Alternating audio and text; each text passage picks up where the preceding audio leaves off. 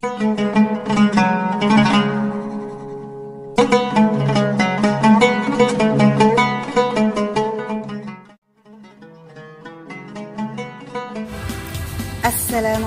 warahmatullahi wabarakatuh. Apa kabar anak-anakku? Kalian sehat-sehat juga kan? Kita berjumpa lagi pada pagi hari ini dalam pembelajaran daring bahasa Indonesia. Seperti biasa, sebelum pembelajaran kita mulai, marilah kita berdoa dulu supaya mendapatkan perlindungan dari Allah Subhanahu wa taala dan mendapatkan ilmu yang bermanfaat. Berdoa mulai. Berdoa selesai. Anak-anakku yang saya sayangi, untuk pagi hari ini marilah kita belajar bahasa Indonesia pada bab 4, yaitu tentang teks tanggapan. Untuk lebih jelasnya, kalian simak penjelasan di PowerPoint berikut. Selamat mendengarkan. Bahasa Indonesia kelas 9. Pada pagi hari ini yang kita bahas adalah bab 4 tentang teks tanggapan. Di dalam teks tanggapan yang kita bahas adalah pertama, mengidentifikasi informasi teks tanggapan, yang kedua, menyimpulkan informasi isi teks tanggapan, yang ketiga, menelaah struktur dan kebahasaan teks tanggapan, dan yang terakhir, mengungkapkan teks tanggapan secara lisan dan tulis. Yang pertama, mengidentifikasi informasi teks tanggapan yang meliputi pengertian teks tanggapan, ciri-ciri teks tanggapan, dan jenis-jenis teks tanggapan.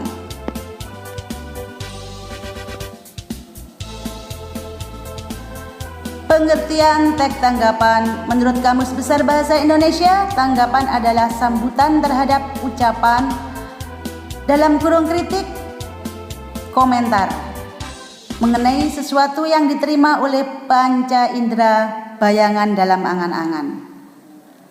Itu pengertian dari teks tanggapan. Alasan yang dikemukakan dalam sebuah tanggapan harus dapat memberikan dukungan atau solusi permasalahan yang dibahas.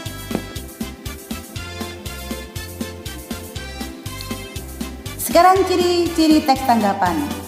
Memiliki 3 struktur, yaitu konteks, deskripsi, dan penilaian. Itu ciri-cirinya.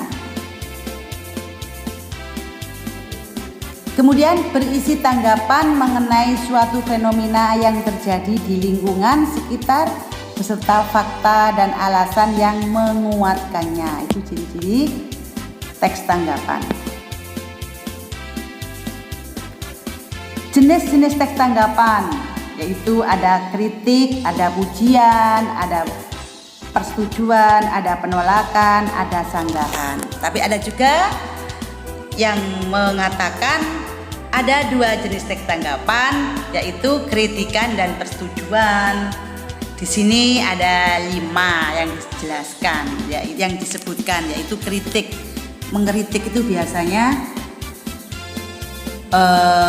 memberikan komentar, biasanya dalam segi negatif, menyampaikan kekurangannya. Di sini dijelaskan kritik adalah ungkapan ketidaksetujuan terhadap suatu hal dilengkapi alasan. Nah ini, kritik itu mengungkapkan ketidaksetujuan terhadap sesuatu disertai dengan alasan. Kemudian pujian, memuji sesuatu, suatu ucapan yang membuat orang merasa tersanjung, memuji sesuatu. Contohnya, aduh bagus sekali lukisanmu, itu memuji.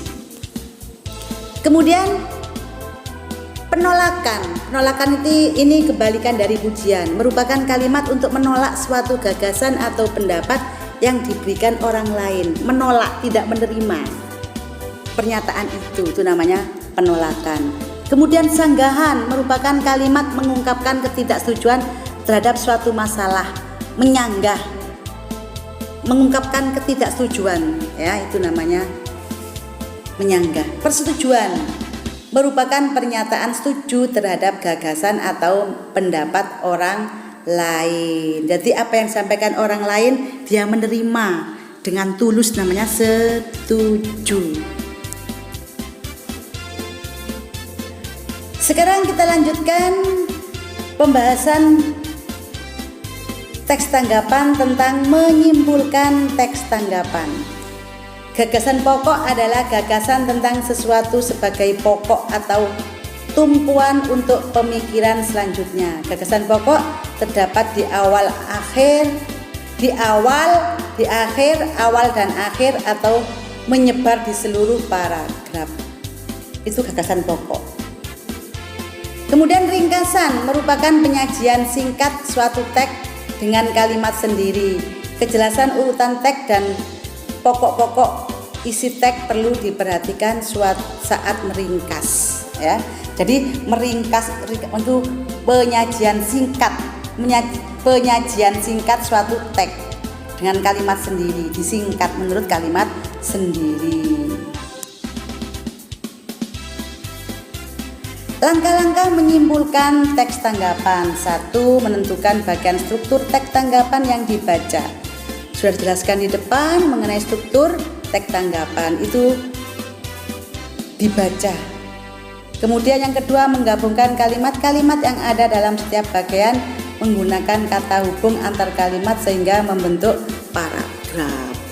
Itu dihubungkan kalimat-kalimat yang ada dalam setiap bagiannya menggunakan kata hubung antar kalimat sehingga membentuk paragraf. Yang ketiga, menyusun paragraf yang merupakan gabungan dari bagian evaluasi, deskripsi teks, dan penegasan ulang. Itu dari paragraf-paragraf itu digabung jadi satu. Yang keempat, memperbaiki penggunaan bahasa pada simpulan yang telah disusun. Itu namanya meneliti kembali. Itu langkah-langkah dalam menyimpulkan teks tanggapan. Demikianlah penjelasan tentang materi teks tanggapan beserta cara menyimpulkannya. Mudah-mudahan dapat dipahami dan dimengerti dengan baik dan bermanfaat. Saya akhiri. Assalamualaikum warahmatullahi wabarakatuh.